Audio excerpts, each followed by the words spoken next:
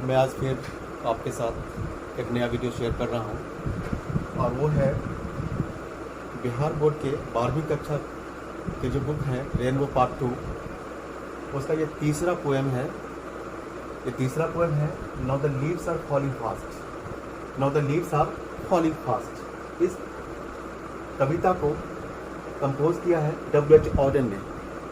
W.H. Odean British poet हैं, बाद में अमेरिका में सेटल कर गए। इनके बारे में मैं ज़्यादा डिस्कस नहीं करूँगा, या मैं आज नहीं ज़्यादा बताऊँगा, वीडियो लंबा हो जाता है। इसलिए मैं सबसे पहले आज फोकस करूँगा पोएम और पोएम के लाइन को एक्सप्लेन करने की कोशिश कर रहा हूँ। ठीक है, तो मैं सीधे से पोएम के लाइन पे आ जा रहा हूँ। वो है पोएम का जो लाइन है, आप पहले इसके राइम स्क्रीन को देख लेते हैं। पहला जो लाइन है, now the leaves are falling fast, fast पेन किया, nurses flowers will not last, fast last. पहले लाइन का लास्ट वर्ड दूसरे लाइन के लास्ट वर्ड से राइम स्कीम बना रहा है, इसलिए यहाँ पर ए और ए का पैटर्न बन रहा है, ए। अगला जो दो लाइन है, nurses to the graves are gone and the prams go rolling on, gone on. ये यहाँ b b, a b b, और फिर यहाँ right delight, c freeze freeze knees. तो ये तो पहला स्टेंजा हुआ, ए बी बी चल रहा है। दूसरे स्टेंजा में भी अगर हम स्टेंजा बदल गया तो ए बी बी। इस तरह फिर अगले तीसरे स्टेंजा में बैक ट्रैक इम्प्रूव रिप्रूव लव, हाँ रिप्रूव लव। तो यहाँ भी देख रहे हैं कि बैक ट्रैक इम्प्रूव लव। तो यहाँ ये राइम स्कीम बना रहा है। तो इसकी बात हम कर रहे हैं। टोटल कितने स्टेंजा है? 1 2 3 4 5, टोटल 5 स्टेंजा है इस पोएम में, और हर स्टेंजा 4 लाइन का है। हर स्टेंजा 4 लाइन का। ये अगर ये 14 लाइन का होता तो ये सोनेट होता, ये सोनेट नहीं है। ठीक है, तो अब जब हम बात करते हैं, इसका इंट्रोडक्शन मैं ज़रा देना चाहता हूँ। यहाँ जो है ना, इस पोएम में जो बेसिक जो आइडिया है, वो जो थीम ऑफ द पोएम है, वही है immortality and continuity are the process of life. ये इसका थीम है। Immortality mortality and continuity are the theme of life. Mortality मतलब डेथ, एंड कंटिन्यूटी मतलब लाइफ का जो प्रोग्रेस है, लाइफ का प्रोग्रेस यानी बर्थ और उसके बाद जो प्रोग्रेस ऑफ लाइफ है, और फिर फाइनली डेथ होता है। तो मोर्टलिटी मतलब डेथ हुआ, और फिर जो कंटिन्यूटी ऑफ लाइफ यानी बर्थ और बर्थ के साथ जो कंटिन्यूटी ऑफ लाइफ है वो, और फिर फाइनली डेथ। ये जो प्रोसेस है, जन्म लेना, जिंदगी का आगे बढ़ना, फिर डेथ होना, ये जो चलता रहता है। एक के मरने के बाद फिर दूसरा फिर चलता रहता है, लाइफ चलता रहता है, रुकता नहीं है। तो जो हेडिंग है इस पोएम का, उसको हम देख लेते हैं। Now the leaves are falling fast. Now the leaves are falling fast. अब हम सेंस इसमें लेंगे तो ये भी लेंगे कि एकदम जो बिगिनिंग है वो बहुत ही पेसिमिस्टिक है, निराशावादी जो बिगिनिंग है, जो निराशावादी सोच होती है, उससे ये पोएम को बिगिन किया गया। और यही जो टाइटल इस पोएम का है, वही इसका पहला लाइन भी है। जो पहला लाइन है वो इस पोएम का वही लाइन है जो पेसिमिस्टिक व्यू से जो शुरू किया गया है। जो टाइटल है इस पोएम का, वही पहला लाइन भी है। तो इसका मीनिंग हम देख लेते हैं कि now the leaves are falling fast. अब पत्ते बहुत तेजी से झड़ते हैं। अब यहाँ पत्ता जो है मोरिफिकली इसको यूज़ किया गया है। अब यहाँ पत्ते से मतलब है लाइफ का जो क्षय होना है, लाइफ का जो डिके है, बहुत फास्ट है, ये मतलब है यहाँ पर। फॉल जो लीफ है, यहाँ कंपैरिजन किया गया किससे? लाइफ से। लाइफ का जो जाना होता है, डिकेइंग है, वो बहुत फास्ट है। ठीक है, नाउ मतलब अब द लीव्स आर, कि जो पत्ते हैं, पत्ते से मतलब यहाँ पर लाइफ जो चलता है, उसका जो प्रोसेस है वो अब जल्दी खत्म होते हैं, एंड जल्दी आता है। यानी क्या नहीं मतलब, process of life is going to end very soon and fall soon, ये मतलब है। अब पहला लाइन है, now the leaves are falling fast. तो अब एक्सप्लेन करते हैं। Now the leaves are falling fast, अब पत्ते बहुत तेजी से झड़ते हैं। Nurses flowers will not last. अब देखिए दोनों मिलाकर के कॉम्प्लेक्ट दो लाइन पर इसका मीनिंग कंप्लीट होता है। अब कह रहा है कि अब पत्ते बहुत तेजी से झड़ते हैं, मतलब लाइफ का जो डेथ है, लाइफ का जो डिके है, बहुत जल्दी होता है। लाइफ का जो क्षय है, जीवन का जो क्षय है, जल्दी खत्म होता है।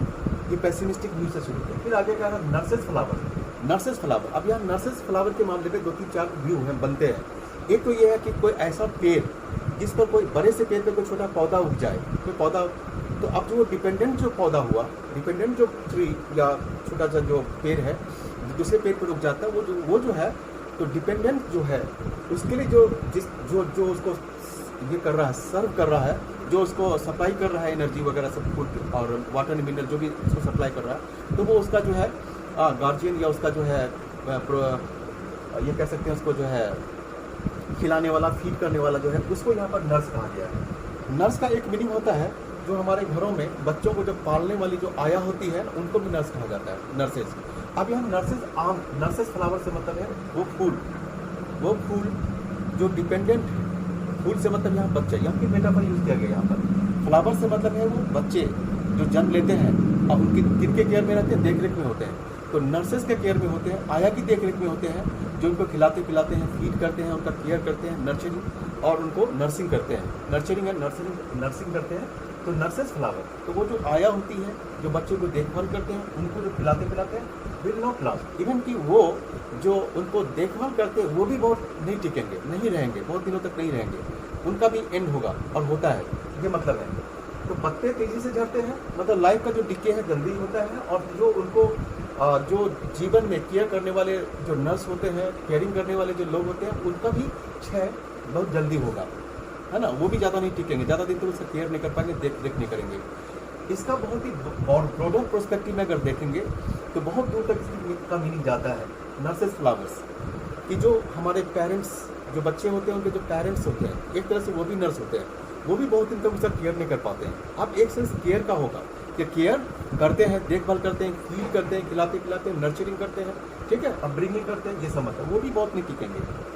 नर्सेज में the graves are gone, nurses जो है, जो देख रेख करने वाले, जो केयर करने वाले जो लोग हैं, बहुत पहले जा चुके हैं, बहुत सारे जा चुके हैं, अब है नहीं। And the prams go rolling on, और जो प्रैम्स होते हैं, जो बच्चे छोटे से 2 व्हील कार्ट पे, दो पहिए वाली गाड़ी होती है, जो बच्चे को रखा जाता है, ठीक है, उसमें बेल्ट के साथ उस बच्चे को बांध करके, लपेट करके उसको जो है प्रोटेक्ट करके रखा जाता है, वैसे गाड़ी को जिसको पीछे से पकड़ के उसको जो है मूव कराते हैं, तो उसको ना वो जो है रोल करता है। तो वो जो गाड़ी होती है जिस पर बच्चों को रखा जाता है, उस बच्चे को, और सफ़र में जब जाते हैं तो बच्चे को प्राम पे लेके जाते हैं, या स्टॉल पे जाते हैं तो बच्चे को प्राम पे लेके जाते हैं, तो वो जो प्राम है वो चलता रहेगा। कहने का मतलब यहाँ ये है कि जो लोग इससे पहले हज़ारों हज़ार की संख्या में, लाखों की संख्या में जन्म लेते रहे हैं, लोगों का दर्द जन्म होता रहा है, ठीक है, और उनका डेथ होता रहा है, ये मतलब है, होते रहे हैं मतलब वो कब्र में जाते रहे हैं, जन्म होता रहा, उनका मृत्यु होता रहा है। लोग हज़ारों हज़ार की संख्या में, लाखों की संख्या में कब्र में जा चुके हैं, जाते रहे हैं, और ये प्रोसेस चलता रहता है। फिर भी द प्राम जो है वो चलता रहेगा, मतलब बच्चे फिर भी जन्म लेते रहेंगे, नए जो लोग हैं वो जन्म लेते रहेंगे, और उनका प्रक्रिया चलता रहेगा, यानी कंटिन्यूटी ऑफ लाइफ। इन दोनों लाइन से मतलब पता चलता है कि कंटिन्यूटी ऑफ लाइफ जो है वो चलता रहेगा।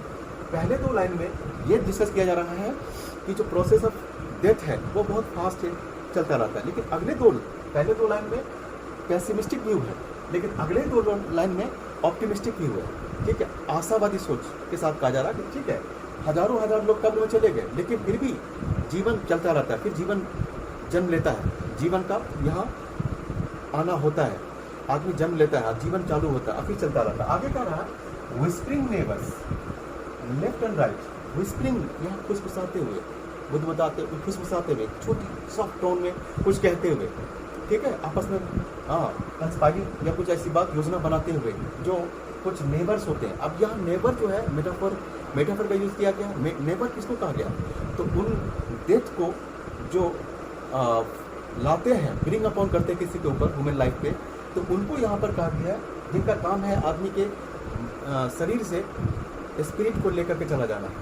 गॉड ने कुछ ऐसे एंजल्स को बनाया हुआ है जिनका काम है कि जब आदमी का टाइम पूरा, लाइफ स्पैन पूरा होता है, तो उनके स्पिरिट को यहाँ से, बॉडी से, उस सोल को इस बॉडी से डिटैच करके यहाँ से लेकर चले जाते हैं। जहाँ कहीं भी उसका प्लेस ऑफ सोल रखा है, स्पिरिट है, वहाँ उसको ले जाकर रख देते हैं। ये क्रिश्चियन का व्यू है और इस्लाम का व्यू है, ये दोनों रिलीजन का व्यू है, ठीक है।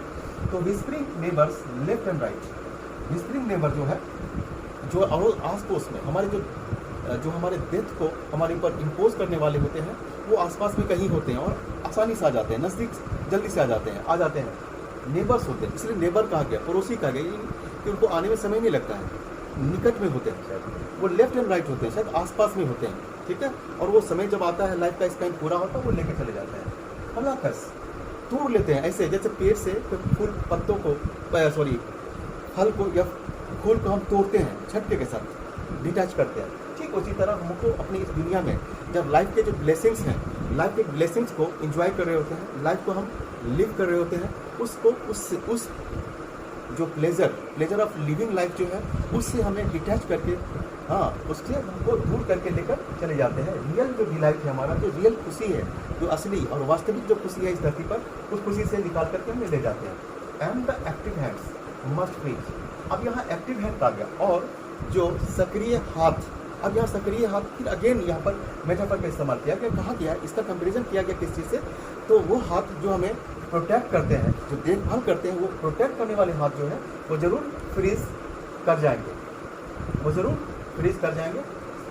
Lonely on the separate needs, वो क्या होंगे, वो फ्रीज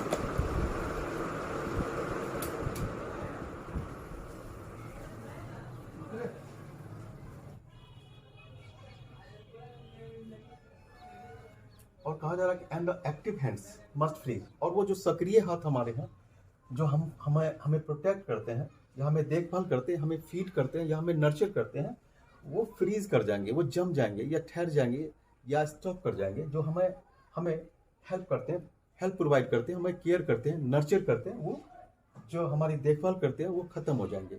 मतलब ये है कि जैसे हमारे गार्जियंस, हमारे पेरेंट्स, एक दिन आता है कि हमें छोड़कर चले जाते हैं, डिपार्ट अवे हो जाते हैं यहाँ से। लोनली ऑन द सेपरेट नीज, और हम क्या होते हैं कि अकेले अपने घुटने के बल विलाप करते हुए रह जाते हैं, घुटने के बल बैठे रोते विलाप करते रह जाते हैं। ऐसा होता है हमें, जो हमारे केयरिंग करने वाले, जो हमारे अपने near one and dear one जो होते हैं, जो हमारे लव्ड वन होते हैं, कई बार हमें छोड़ करके हमसे सेपरेट हो जाते हैं, ठीक है, हो जाते हैं। आगे कह रहा dead in hundreds at the back, कि पीछे सैकड़ों जा चुके, सैकड़ों लोगों की जान, सैकड़ों लोग जा चुके हैं, पीछे जा चुके हैं, मतलब यहाँ उनका डिपार्चर ऑफ सोल उनका जो है हो चुका है, धरती से उनके सोल का डिपार्चर हो चुका है, सैकड़ों यहाँ से जा चुके हैं, पीछे जा चुके हैं। फॉलो वुडन इन अवर ट्रैक, फॉलो वुडन, अब यहाँ वुडन से मतलब लकड़ी। अब यहाँ देखिए कि क्रिश्चियन का जो व्यू है, ठीक है, और इस्लामिक व्यू भी कह सकते हैं, और इवन इन हिंदुइज्म आल्सो, ये होता है कि जब डेथ होता है किसी ह्यूमन बीइंग का, तो क्या करते हैं ना, वो सेपल्चर में डालकर ले जाते हैं, कौन, क्रिश्चियन, उनको एक कवर्ड सा एक कास्केट होता है, उस कास्केट में डाल करके ढक करके, वो कास्केट जो है ढका हुआ होता है, उसको लेकर चले जाते हैं। मुस्लिम्स क्या करते हैं, सेपल्चर टाइप का ही करीब ओपन, ऊपर से ओपन होता है, उसको हाँ कपड़े से ढक कर ले जाते हैं, ठीक है, उनको ग्रेवयार्ड ले जाते हैं, सिमेट्री या जो भी चर्च यार्ड जो कहें वहाँ ले जाते हैं। और जो हिंदुइज्म में होता है कि उनको भी किसी तरह के लकड़ी पर उनको लिटा कर ले जाता है, कपड़े से ढक करके ले जाया जाता है, ठीक है, और फाइनली उनको जहाँ पर उनकी जो है उनका जो ब्यूरियल होता है, वहाँ उनको फ्यूनरल के लिए ले जाते हैं, ठीक है। तो अब यहाँ कह रहा dead in hundred at the back, follow wooden in our track, कि पहले बहुत सारे लोगों की लाश जा चुकी, बहुत सारे लोगों का डेथ हुआ है, उनका सोल का डिपार्चर हुआ और वो जा चुके हैं पीछे। और आगे कह रहा फॉलो वुडन, और बहुत सारे और फॉलो करेंगे, आते रहेंगे। ये डेथ होता रहा है पहले भी और आगे भी, लोग वुडन ट्रैक मतलब लकड़ी के कास्केट में भर भर के जाए जाते रहेंगे, ले जाए जाते रहेंगे टू द ग्रेव्स, सिमेट्री, जो कब्रिस्तान है वो जाते रहेंगे।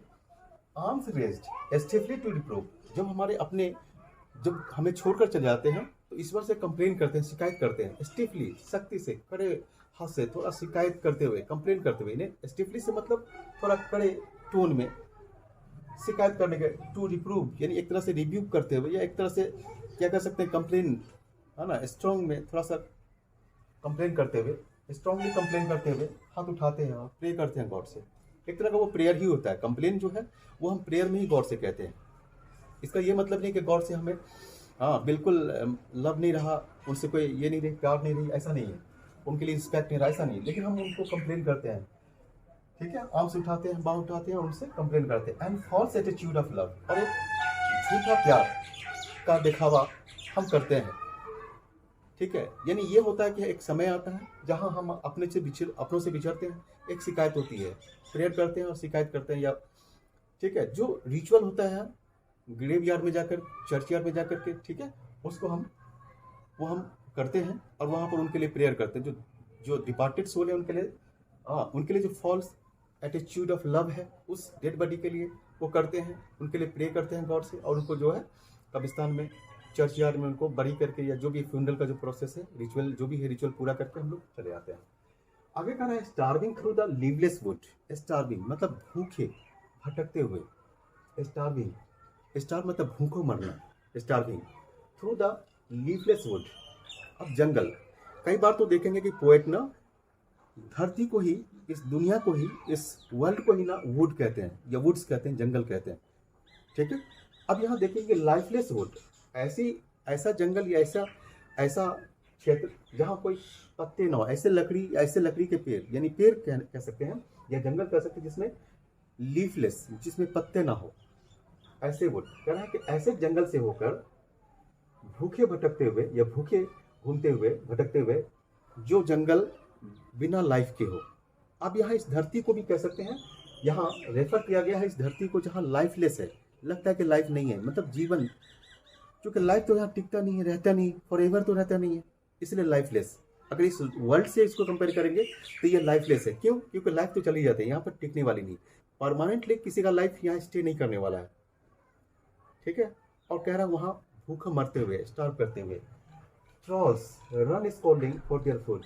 अब ट्रॉल्स स्कैंडिनेवियन सिविलाइजेशन में, स्कैंडिनेविया कहते हैं वो कंट्री जो नॉर्वे और उधर जो कंट्रीज़ हैं जो एकदम एक्सट्रीम नॉर्थ में जो कंट्रीज़ हैं, ठीक है, उधर जैसे लातविया हो गया, लिथुआनिया हो गया, इस्टोनिया हो गया, ये उधर जो कंट्री जो डेनमार्क हुआ, ये सब इधर उधर के जो कंट्रीज सब है जो स्कैंडिनेवियन कंट्रीज हैं, डेनमार्क, डेंस नॉरिस, जैसे डेनमार्क एंड नॉर्वे जो कंट्रीज है, वो सब उनके सिविलाइजेशन में ट्रॉल्स एक तरह का मॉन्स्टर होता था। उनके यहाँ ट्रॉल्स एक प्रकार का मॉन्स्टर होता था जो स्कोल्ड करते थे। क्या करते थे? Scolding for their food. वो भटकते थे यहाँ वहाँ, क्या करते थे? वो यहाँ वहाँ फूड के लिए भटकते थे। किसके लिए? उसके लिए, उनके फूड के लिए, अपने भोजन के लिए वो यहाँ वहाँ भटकते थे। अब उनके बारे में क्या, वो बहुत ही अगली क्रीचर होते थे, और जब कभी कभी बहुत ही ज़्यादा बहुत तरह की जो है दिक्कतें जब आती थी, बहुत तरह की दिक्कत, जैसे कभी नेशनल क्लैमिटी आ गया, सुनामी आ गया, फ्लड आ गया, या फिर किसी इस तरह के जो है बहुत ज़्यादा लाइफ चली गई, तो वो उनको खाते थे, स्कैवेंजर की तरह थे, वो उनको खाते थे। इस टाइप के जो जानवर होते हैं वो बहुत ही अगली क्रीचर होते हैं, ठीक है, वो सक ऑन ह्यूमन ब्लड होते थे, तो वो यहाँ वहाँ भटकेंगे, ठीक है।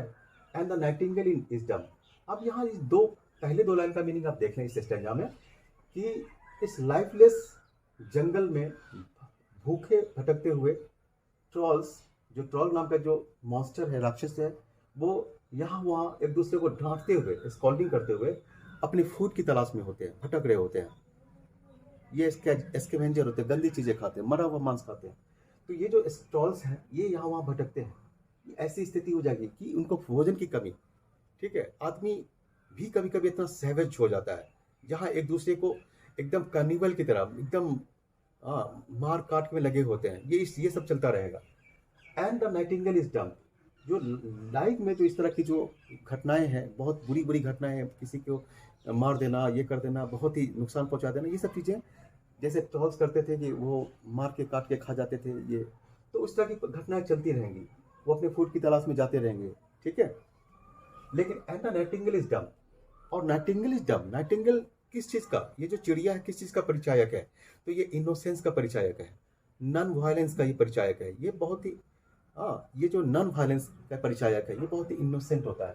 तो ये जो नाइटिंगेल इज डम, इसका क्या मतलब हुआ? इसका मतलब ये हुआ कि जो अच्छाई है, जो ट्रुथ है, वो शांत हो जाते हैं। जब कभी बुराई हो रही होती, जब तो सच्चाई शांत हो जाता है, तो बुराई की जीत हो जाती है, ठीक है ना। जब बुराई जब बहुत ज़्यादा बढ़ जाती है, तो जो सच्चाई है कुछ देर के लिए दब जाती है, लेकिन हमेशा के लिए दबती नहीं है। आगे कह रहा है कि and the angle will not come. और जो एंजल, वहाँ के लैंग्वेज, वहाँ जो स्पेलिंग है इसका बदला हुआ है, यहाँ पे एंजल कहेंगे इसको, and the angle will not come. कि नाइटिंगेल, जब ऐसी परिस्थिति होगी जब बहुत ज़्यादा मारकाट, डिस्ट्रक्शन, ब्लड शेड एंड ये सब होता रहेगा, writing and killing and destruction, ये सब होता रहेगा, तो नाइटिंगेल इज डम, तो जो इनोसेंट होते हैं वो शांत हो जाते हैं, होता है। नाइटिंगेल इज डम, वो खामोश हो जाता है, वो बिना आवाज के हो जाते हैं, डम हो जाते हैं, गूंगे हो जाते हैं। And the angle will not come, और ऐसी परिस्थिति में क्या है, एंगल विल नॉट कम, कि हमारा जो सेवियर है हमें जो परिस्थितियों से, बुरी परिस्थितियों से निकालने वाला है, उस तरह से नहीं आएगा, उस टाइम नहीं आएगा। ये इस तरह की स्थिति होती है। तो करना क्या है, कुल मिला के मैसेज इन चारों लाइन के इस स्टेंजा में ये है कि हमें अपनी परिस्थितियों को समझते हुए, हमें इस चीज़ों को झेलते हुए हमें निकलना। और लाइफ ऐसे प्रोसेस से गुजरता है, ठीक है। उस समय में बहुत ज़्यादा जब ब्लड डिस्ट्रक्शन एंड जैसे कि वर्ल्ड वार फर्स्ट या सेकेंड लाखों लाखों जाने गई, उस समय में कोई हमारा सेवियर नहीं आया, नहीं सेवियर आया, ठीक है। तो यही चीज़ कहा जा रहा है, लेकिन फिर भी लाइफ चलता रहेगा, ये कहने का सेंस है। इन चारों स्टेंजा के बाद मैसेज इनमें यही है कि फिर भी इतना के बाद भी लाइफ हमारा चलता है।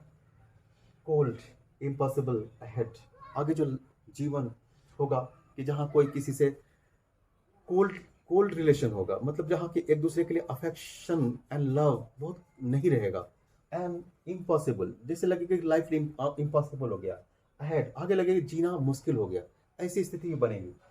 List the mountains lovely head, और इतनी ज़्यादा हमारे आपस के संबंधों में इतनी ज़्यादा ठंडक आ जाएगी, थोड़ी भी वार्मथ, थोड़ी सी भी प्यार की गर्मी, आपसी संबंध की गर्मी ना रहेगी। लगेगा कि पूरा धरती, पूरा माउंटेन ऐसे माउंटेन से ढक गया, जो माउंटेन पूरा स्नो कवर्ड है, धरती पूरे बर्फ से ढकी है, ऐसे बर्फ से ढकी है जो पूरा एकदम ठंड ठंड कर दिया है, ऐसे डर से ऐसे भी बन जाए।